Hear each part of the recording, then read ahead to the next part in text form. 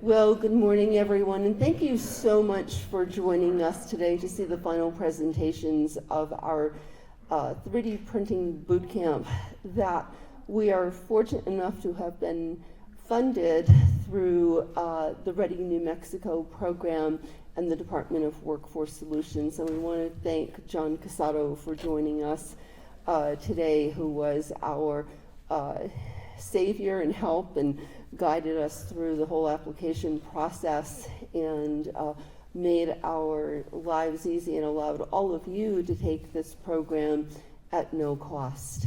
And I think that's really powerful, that the state of New Mexico and the Department of Workforce Solutions, in collaboration with the Department of Higher Ed, put together this really great program that's looking at the future of work and what's coming down the pike.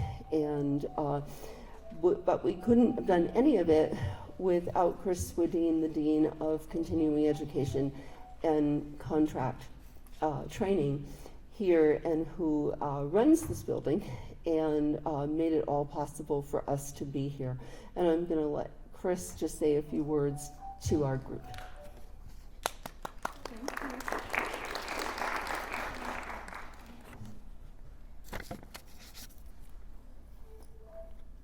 Good morning, everyone. This is the second group of students who was able to go through this program, and this is really exciting. These projects look really great.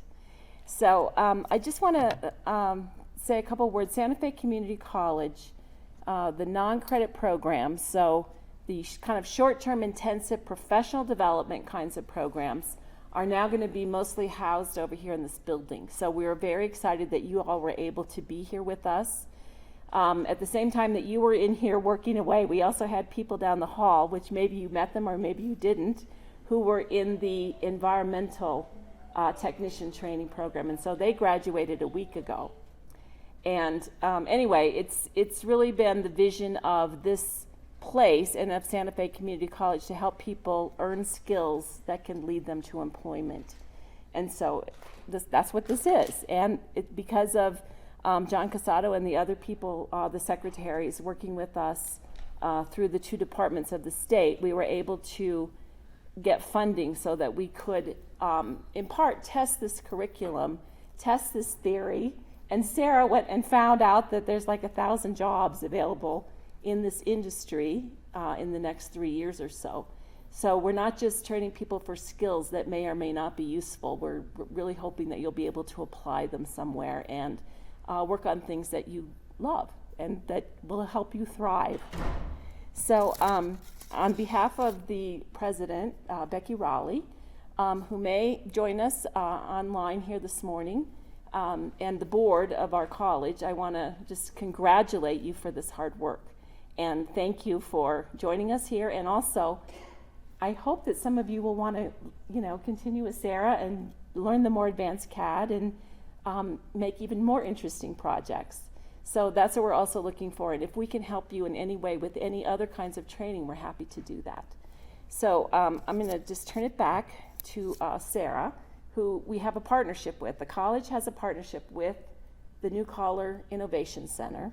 And again, we're looking to add more kinds of innovative programming like this so that people in our community and actually sort of more broadly in the region can learn and earn. So thank you.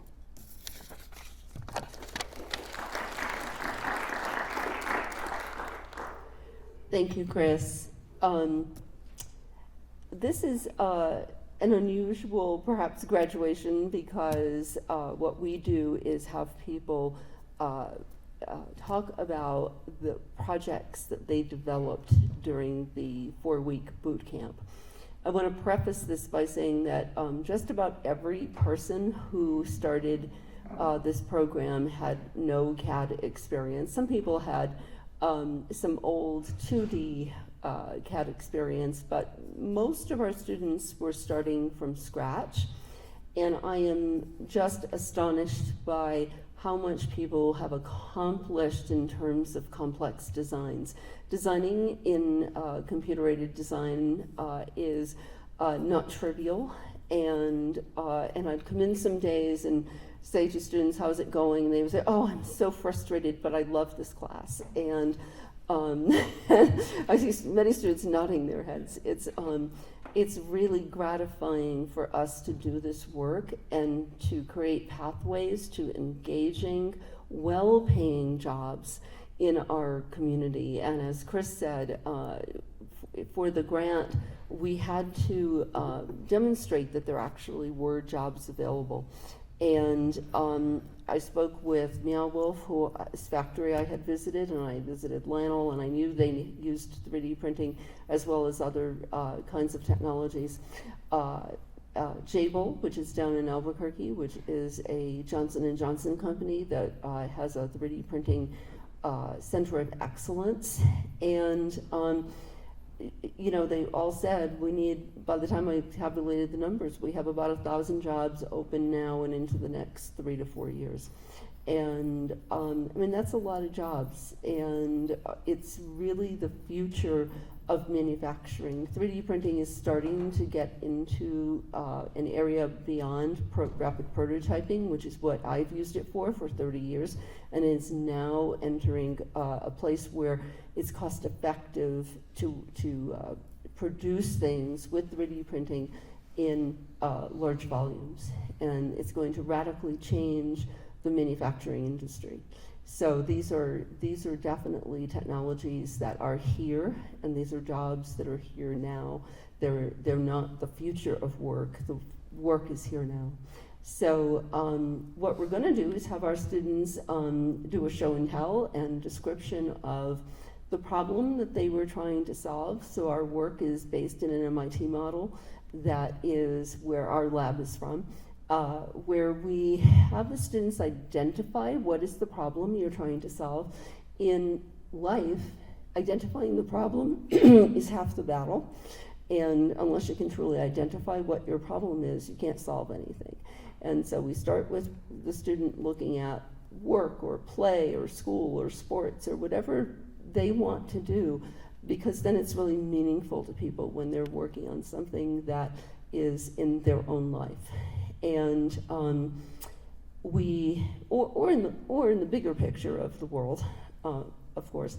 But then the student, after they've identified the problem, they figure out an idea of how they think they can solve that problem. And it's an iterative process, so it's a process where you try something and it doesn't work, and we all of us in manufacturing know it never works the first time. A big part of design is being able to look at the failed design and say, okay, you know, why didn't that work? And how can I go around this and address the problem?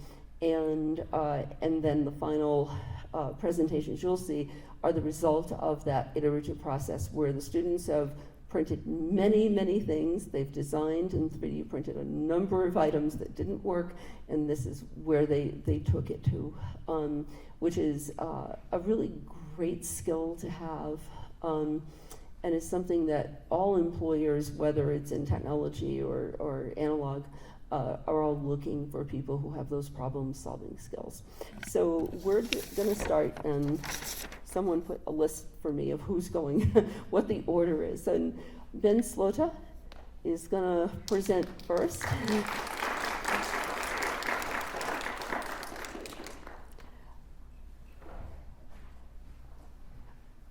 Thank you, and thank you all for being here. I was in the first Fusion, or the first cohort where we did Tinkercad. This second cohort uses Fusion 360 as the platform to design. And my situation is I own a Bobcat. And when you're trying to pour 5 gallons worth of diesel at a very bad angle, you spill, you make a mess, and you waste fuel. So my design is a funnel specifically for my Bobcat. The arm that I designed can be put at different angles to aid me in pouring. The size, because pouring 5 gallons into a tiny 99-cent store funnel doesn't work. You can't pour the volume needed. So the challenges that I had was making the threads was the biggest challenge. And I'd like to pass some of these out so you can understand some of the challenges I faced. So size.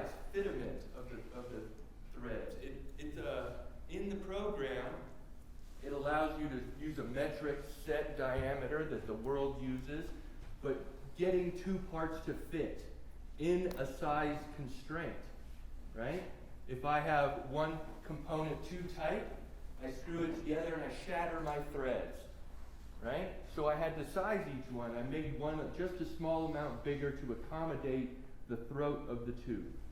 The second situation, if I didn't print it at a high enough quality, the torque on the threads would shatter the inner threads. Not a problem that you could anticipate without trial and error. The third situation is too sharp of an angle on the threads. The printer can only print at a 45-degree angle, but that's what the thread is. So I had to fillet or curve the edge of each thread in the program, which is allowed with the Fusion 360, to make it so the threads jived conveniently without shattering at a quality that was producible. I could produce it at a really high quality, but it failed. A really low quality, it failed. Not because of the print, but because of the angle of the thread. And that's something I had to learn through several trial and errors of printing. So, the solution, and it's producible, right? I could make this 100 times.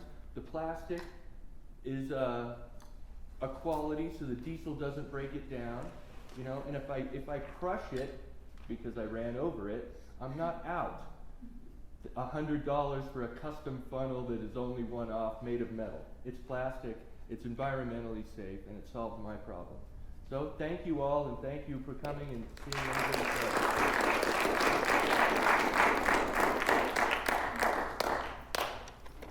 Thanks, Ben. Our next presenter is Marisa Steinman, and just as Ben did a really complex, difficult design, Marisa, joints that she worked on with this are really impressive. Yes, so my problem was I wanted the creatures I designed to be posable. I've tried other ways, such as the art dolls with the wireframe and snap-in-place joints, but those are hard to get right and tend to wear down. So I decided to try the ball jointed dolls since I've seen that 3D printed ones exist. I designed each joint in Tinkercad, and then I discovered it would likely improve posability to have the slots for the elastic to go in.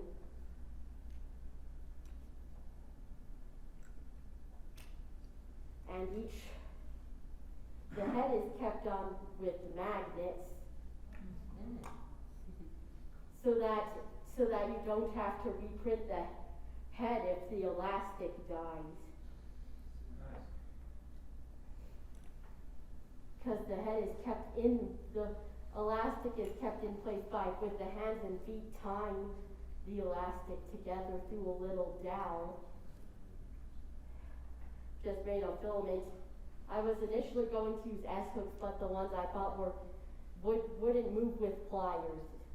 Just way too tough to use.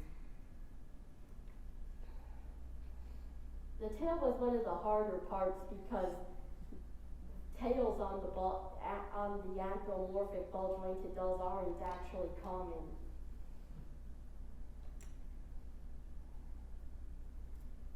So what I did is I made a dowel inside the pelvis to tie the elastic to. It's still a little loose and won't stand. However, it still fulfills a purpose and gives reference for digit guard creatures standing up for my drawing.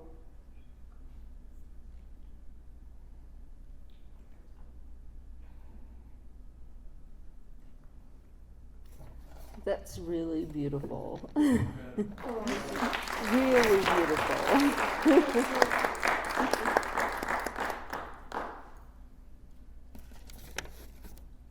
Again, again, a really complex design with a lot of elements to it and having to solve problems. So now it's standing could be your next project. That could be what you work on next. Yeah, I think I have an idea for how to get this done. I think I need to make the arms and legs thinner. Ah, oh, because of the weight. Yes. Cool. And our next presenter is Amy Pilling.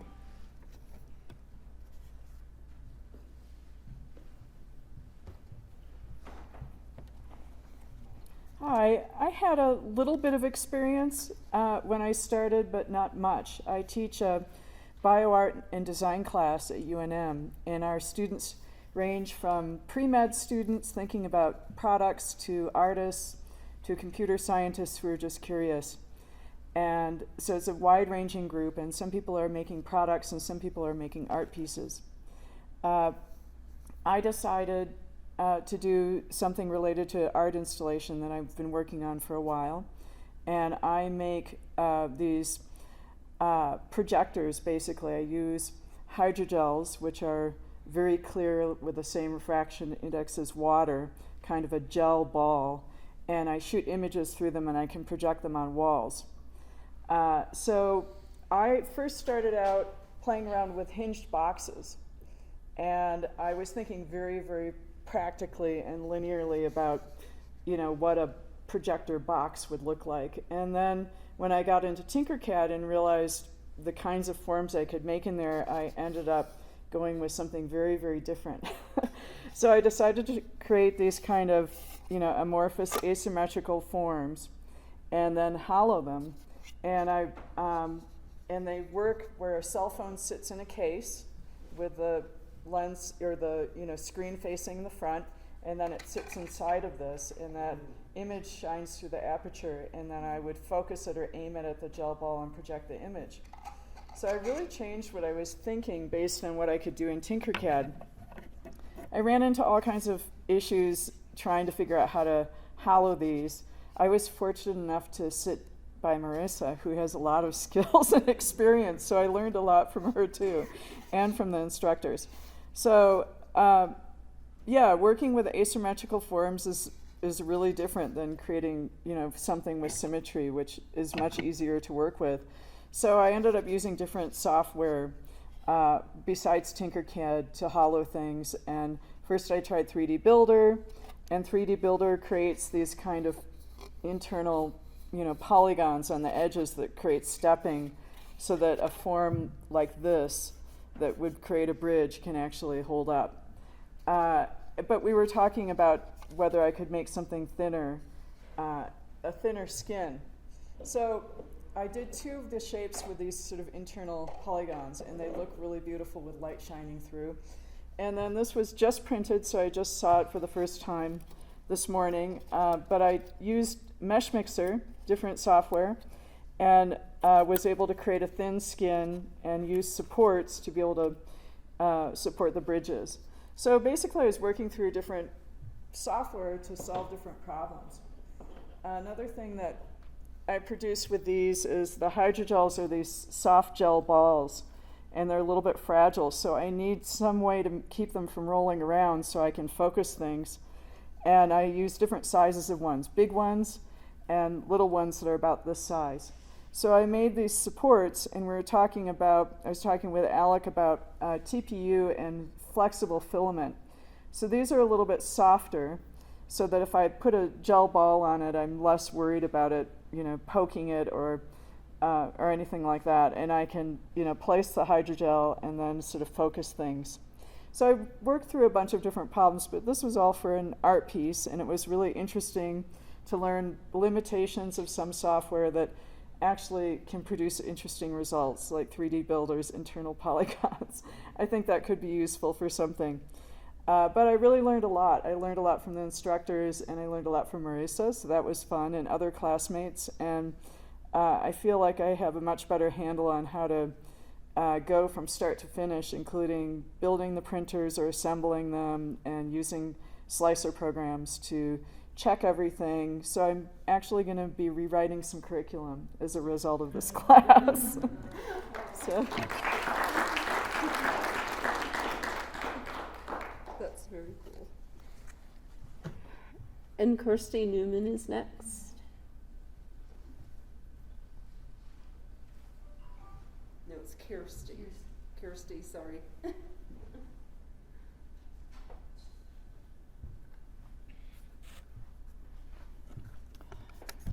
Hi, I'm Kirsty Newman. So I thought my idea was kind of lame, but I wanted to create a holder for my cell phone, so when I'm watching videos or live streams or Zoom meetings, that I have something that holds it. And not only that, but would help to deflect the sound coming out the end of my phone, which I have in an OtterBox case, sort of towards me, just to make my viewing and listening experience better. So I started, I knew this was going to take hinges, and that seemed to be a rather complex problem for a person who'd never done CAD before, but I was game. And I started, it was rather, I would say, boring, pedestrian. It was very rectangular. About a week into the project, when I was leaving for lunch one day, I had been staring at my prototype of my hinge, which looked like a little butterfly. And so brainstorm, after lunch, I started researching butterflies and got the wing shape for the monarch butterfly. Ultimately, we've got two monarchs here. And so there happened to be a really nice little image on Tinkercad that actually somebody had done like a kindergarten type of a butterfly on it. So I studied the monarch shape, and I recreated the design that was on Tinkercad to be the shape of a monarch butterfly. And so it became two monarch butterflies here, which the wings obviously, work like a butterfly wings, and that was helped to deflect the sound when I have my cell phone sitting on it. And then my back support, more hinges. There's a total of 4 hinges on this, and this has adjusts for 3 different angles so that it will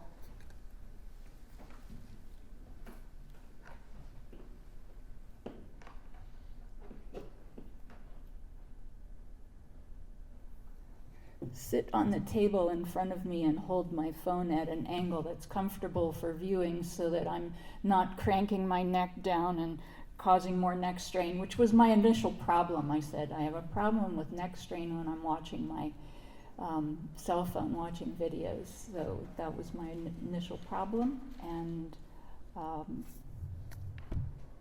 that's it. Your solution. There's my solution. Thank you. And it's always so nice to see projects that combine functionality with beautiful design. That's really beautiful. Next, Emily Mayer.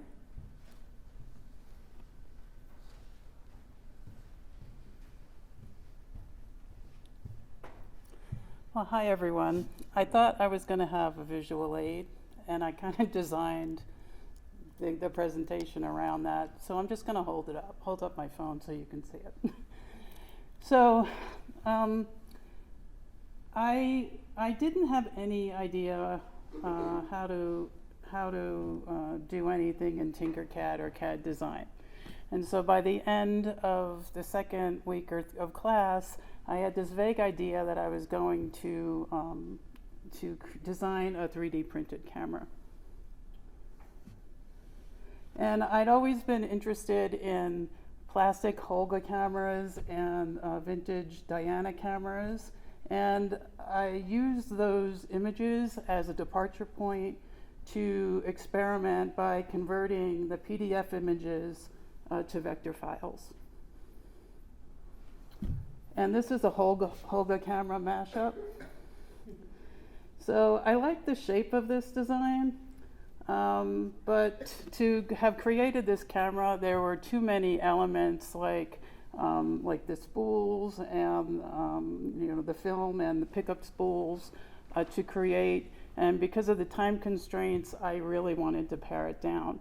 But during this part of the process, I became intrigued by an infinity symbol on the front of vintage Diana cameras.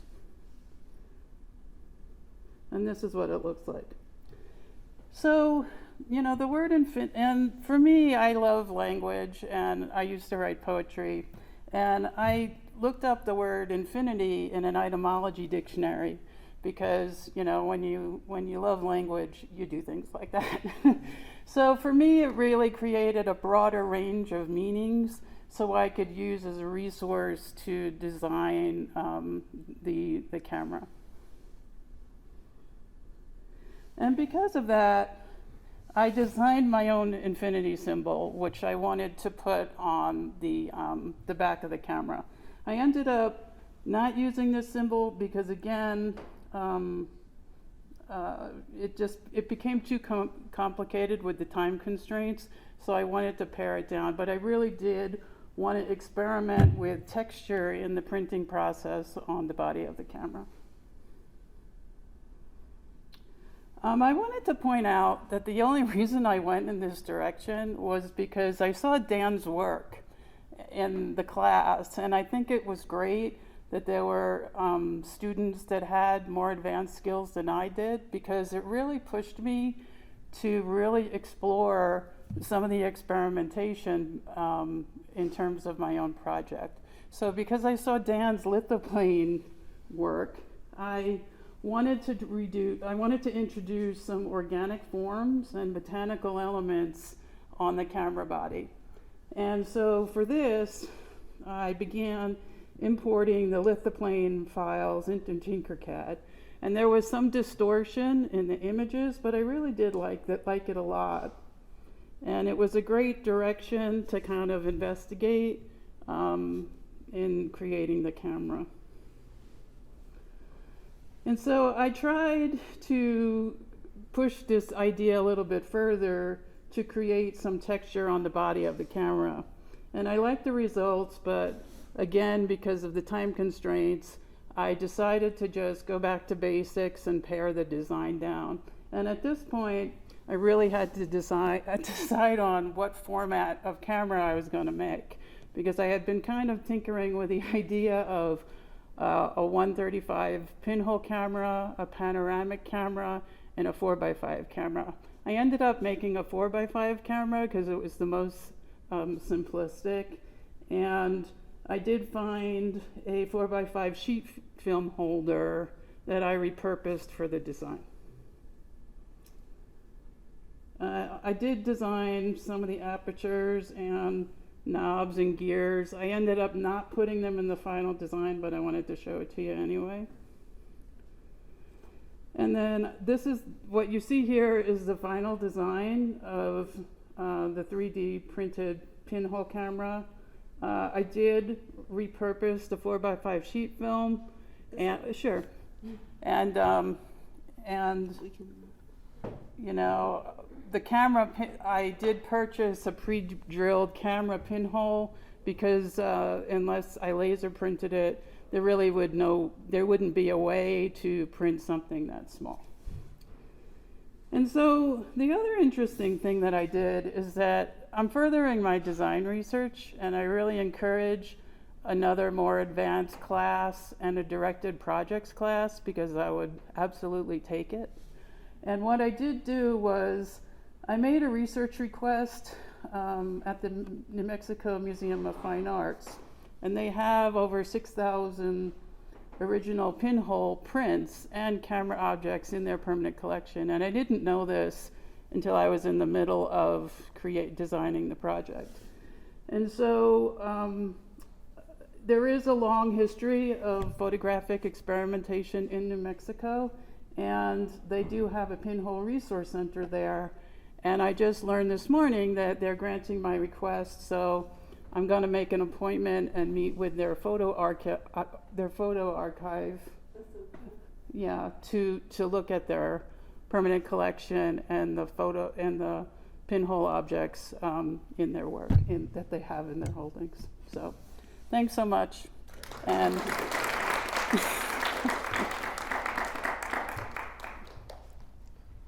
It's always so great to see the expansion of the class into so many areas. And Mary McGuire, can call on you.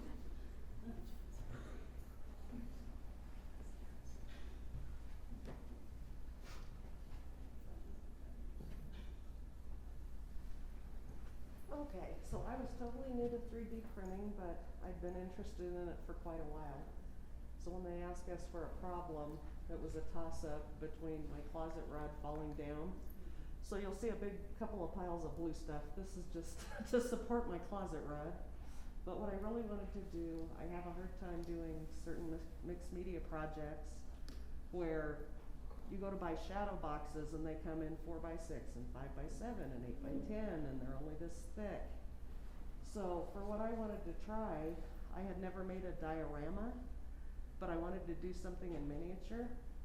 And then I decided I wanted to backlight it. So we printed the size box that I wanted to deal with, which is obviously mini. And then I had lights that had 2 wafer batteries in them.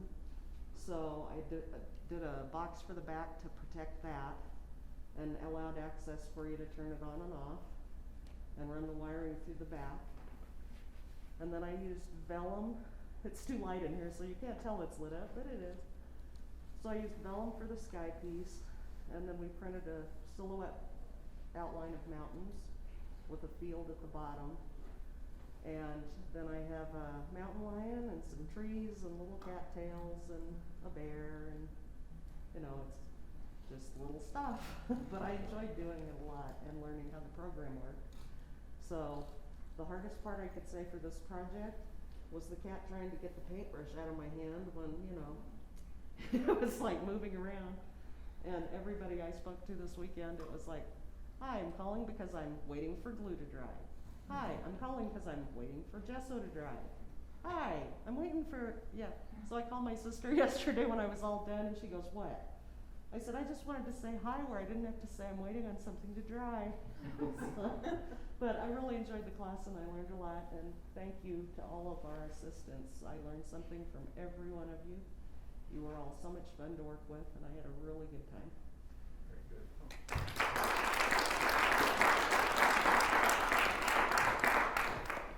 Thanks, Mary. That's a beautiful piece. When when it's over, people can come up and it might be a little easier to see the light. The light makes it. Justin? Justin Luan.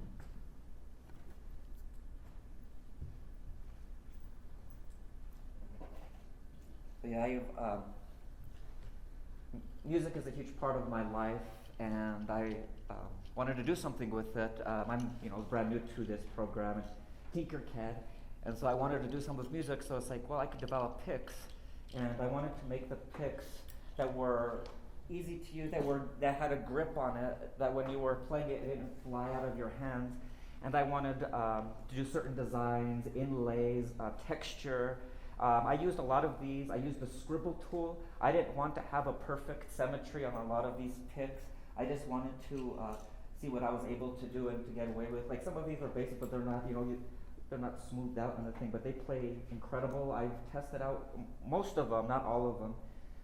I have used some designs where I would find an image and then I would convert it to an SVG and then import it into Tinkercad, and just trying to do different things. Like in this one, here's a blown up picture of a pic and it's my face on it. And I said, well, let's see what I can do and do interesting things. And I would take different stuff, like different images, my face, volcanoes, just like, natural things. I found one that was a shark tooth that was in here.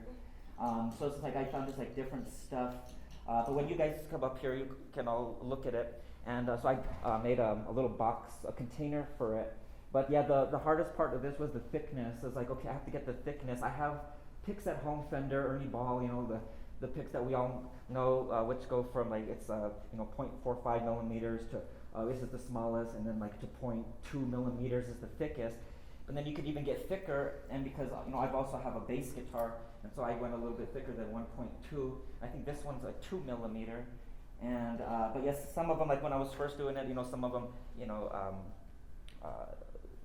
they might have not printed the way I wanted to, because maybe some of the detail might have been off. It was too small, so sometimes I had to make it a lot larger, so the some of the detail could show up because some of it wasn't showing up when it printed, and that would be a problem. But I started doing different thicknesses and make sure, it's not too thin, and so when I play it, it's not going to break. So it's like just thick enough and thin enough to where you can play it, because the thin sound, you get that like flappy sound on the strings, and then the more thickness you get, you just get different tones and different sounds of the guitar.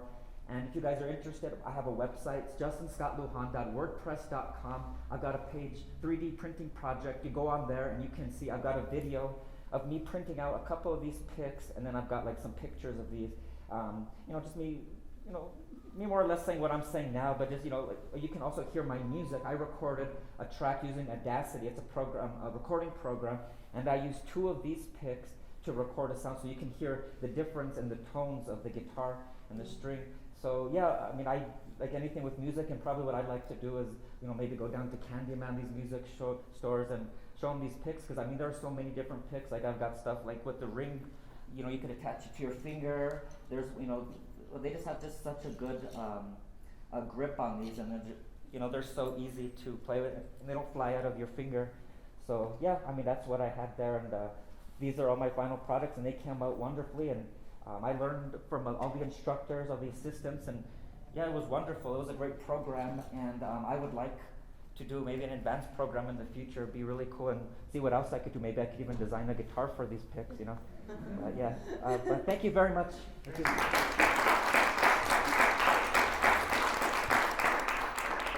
There actually are 3D printed instruments, but a lot of them don't really sound like what you're used to. It's getting better, but not all of them to me sound like violins, but they're their own thing. Alec, do you want to? Because I'm not sure that Ezekiel's going to be here. Yeah, I can. You want to explain his? Because his is really cool. Yeah. Alec is one of our instructors.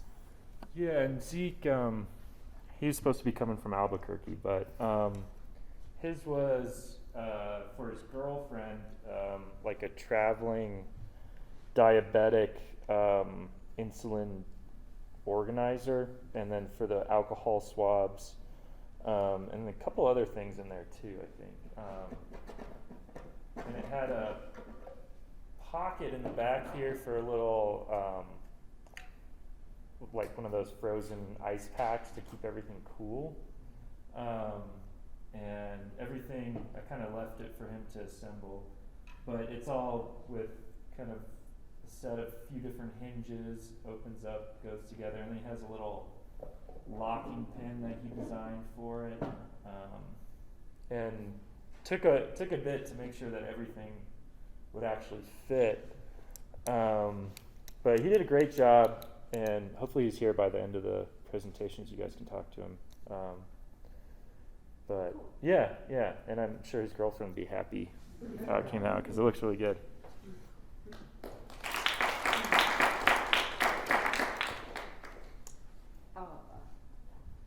Evan Valdez.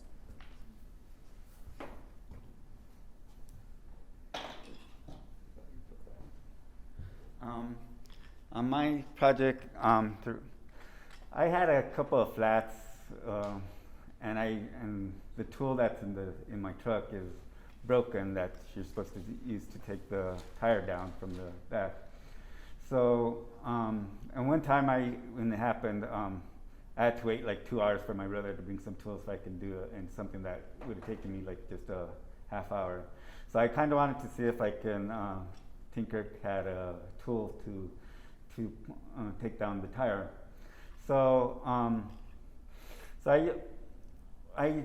so what I did is I brought the rods and stuff inside, and I used a caliper to measure them to get the hole for it to fit in there, and then I made a little test print of just the round part, and and it fit in there. So then I used, so I just made basically just a kind of a wrench looking, and I used on the sides here, I used the, what do you call it, the, I can't even remember, one of the tools that would make, if I can put more filament right here for it to make it stronger. And then what I did is in the slicer, Alec helped me, he told me that at 9 walls would make it stronger. So this one is this one. So when I did actually use it actually worked. But then on this one, I busted it because I brought it all the way to the top, and I was forcing it too much, thinking I still needed to go up more, and it broke off. But I actually had what do you call it? A PowerPoint presentation that actually showed me, and I had the videos where I was doing that, and it was going up and down. So I don't know if anybody wants to see that later, but I thought that's what this was part of, but I guess it's not. But that's basically what I did, and it basically kind of worked. So. Cool. So.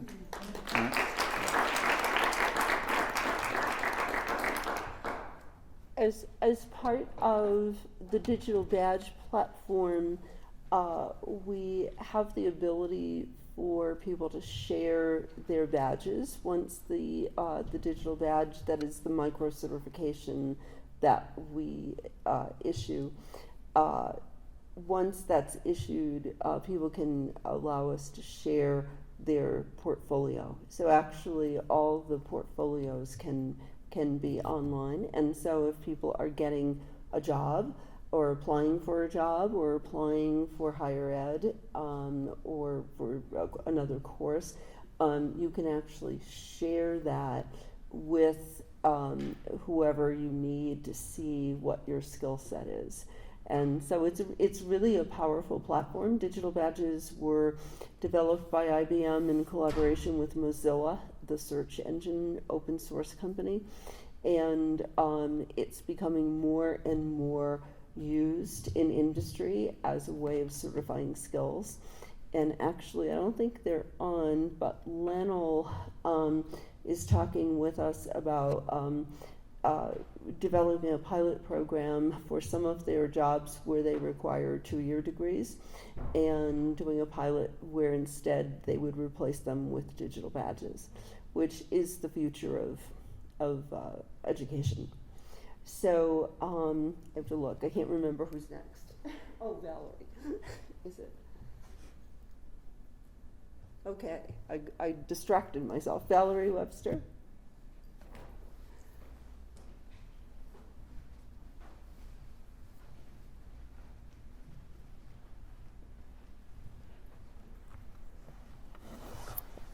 Okay, hi, my name is Valerie.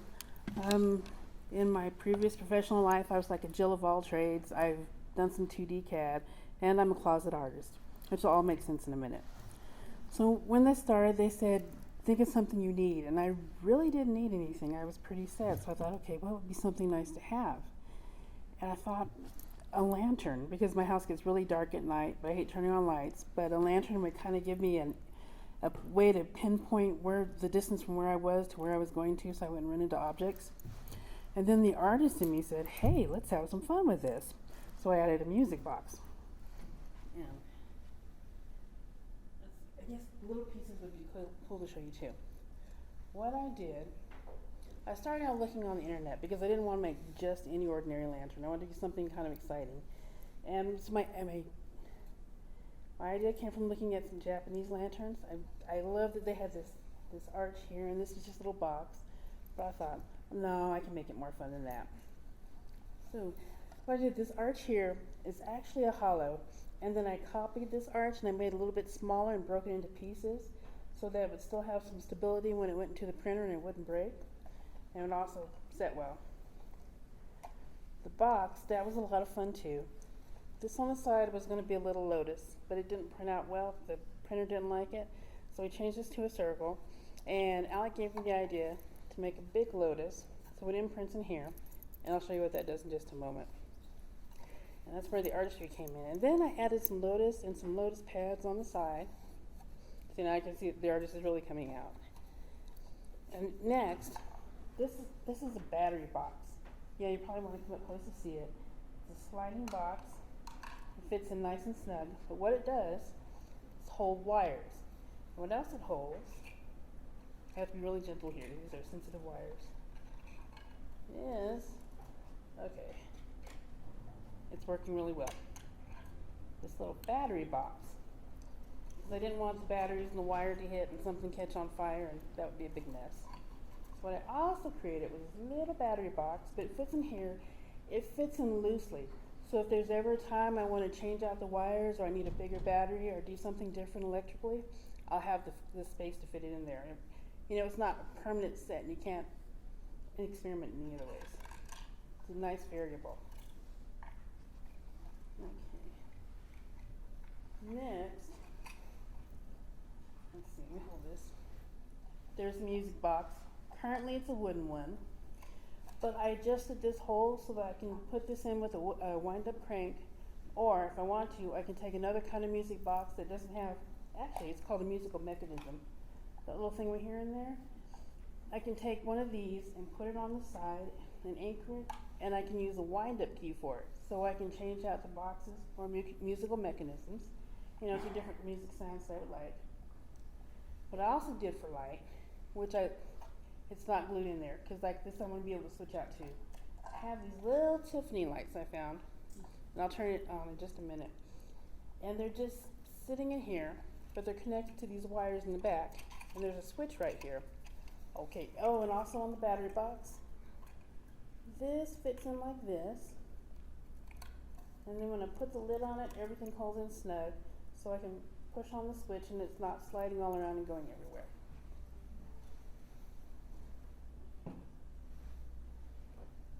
This is the roof. I had a lot of fun making this, and we ran through some tests.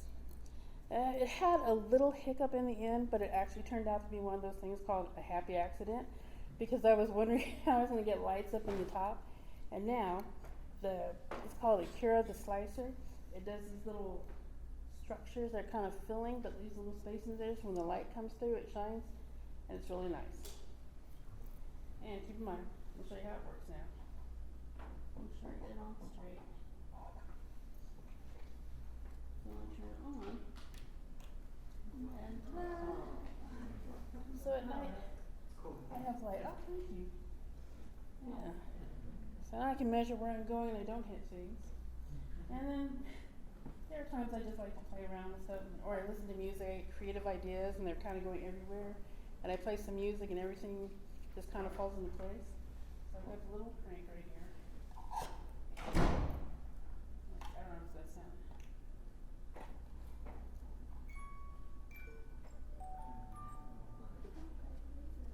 Okay.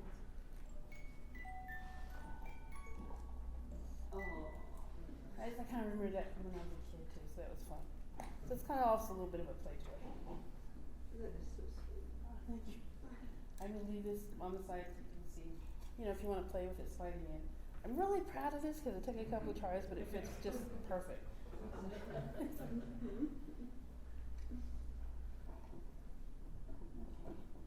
And that's my project.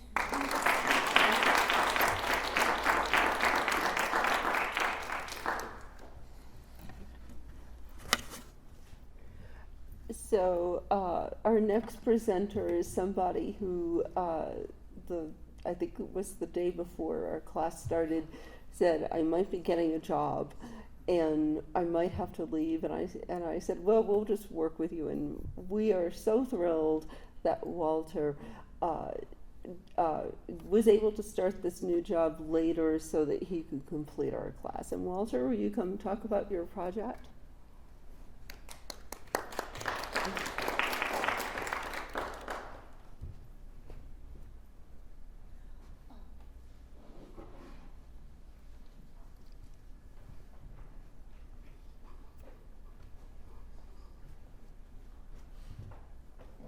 Okay, so of course my name is Walter, and so my first time ever with 3D programming and printing, nervous. So, so the first thing when they said, think of something of a problem you can, solve, I went way back to when I was younger and working for a plumbing company, always working underneath the houses or in the trench. And if you don't have your glue can or primer can always tight by putting it down, chances of you kicking it over is increased by 80%. So with that, back in the day, it wasn't as expensive as it is now. So I did run into my plumbing issues here at home. And sure enough, here you go again, Walter, kicking over the can, spilling the product all over. So here I go back to Lowe's to buy another $20 can. So I figured, well, is there something in the market that has something to prevent the can from falling over? The only thing that I found was a caddy. And the caddy can still be kicked over if the lid's not tightened on there. Your product's all over and toxic waste all over the ground.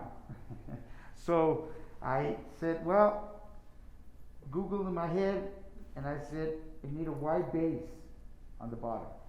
So that's what I did, and I made this is my second prototype, which fit perfectly. My first one, the size was not. So what I also did was I made it for the two sizes of cans that are sold for this product, for this PVC, glue, and primer. So that, if you have the smaller one, it'll still work. And the bigger one, of course, still works. So I actually gave it a test, and it could actually play around with it, and it actually did work. So I was happy. And with Alex's help, of course, and what we did was kind of like made the final. So here, all these components come apart here, and what here is a funnel, and this will also come apart so you can put it in your bag, in your tool bag. And what this component does is, like for indoors, I was thinking, you get glue and it goes all over the floor, and you would have to lay plastic down. So what I did was I made this to where when you pull out this part here for the glue, you got a lot of excess glue. You could just swirl it around up here, and it'll trickle back into the can back in here, so you're not wasting product and it's not going everywhere, because when you got a lot of it, once you go over there, it starts to drip and drag, and just kind of cleanliness is what I love. so I did that, and then I came up with the name called Da Kika. So that was kind of like, didn't know what to call it, but all of a sudden it came to me. And so that's just basically my product that I made, trouble that I've had throughout the years, and hopefully it'll do me some justice down the line, and hopefully probably get out there and see if other people can purchase it. So, all right, thank you so much.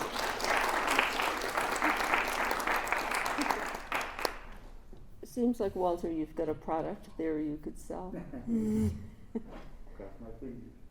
There you go. Did everybody present who wants to present? Okay. We have some other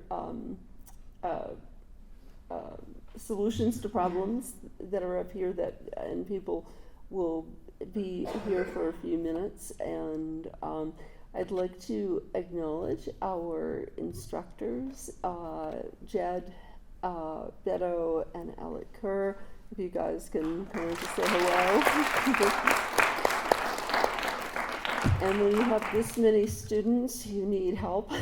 And I know this because I taught the first class of this years ago, and it's really hard to do it by yourself. And so we were really lucky to have two really great TAs. and I always want to say Inga, but it's Ingie Sullivan, and Trace Brown.